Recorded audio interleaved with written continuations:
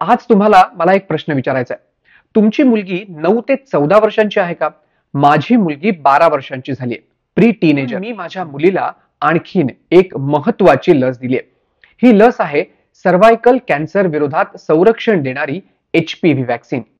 Cancer research UKच्या माहितीनुसार HPV व्हॅक्सिनमुळे गर्भाशयाच्या मुखाच्या कॅन्सरचे रुग्ण हे 90% कमी होत आहेत.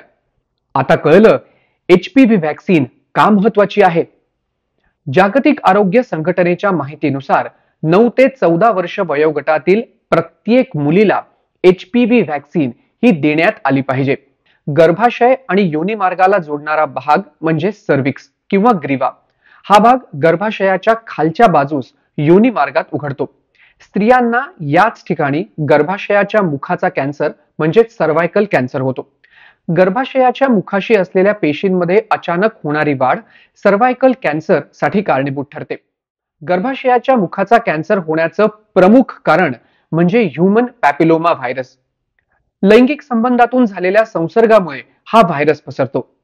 गर्भाशयाच्या मुखाचा कॅन्सर होण्यासाठी ह्यूमन पॅपिलोमा व्हायरसचे स्ट्रेन म्हणजेच प्रकार 6, 11, 16 आणि 18 हे प्रामुख्याने कारणीभूत आहेत.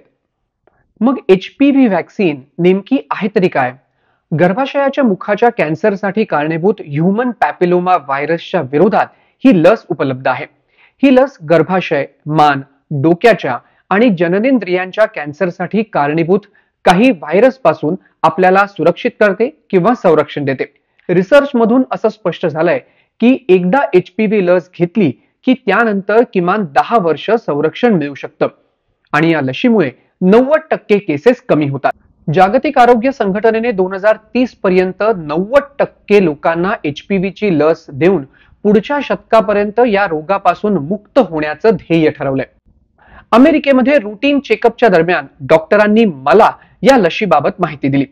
त्यानंतर मी माझ्या मुलीला ही लस दिली आहे. ही लस तुमच्या मुलीचा जीव वाचवू शकते. त्यामुळे जास्त वेळ घालवू नका. योग्य वेळेतच HPV ची व्हॅक्सिन मुलीला द्या.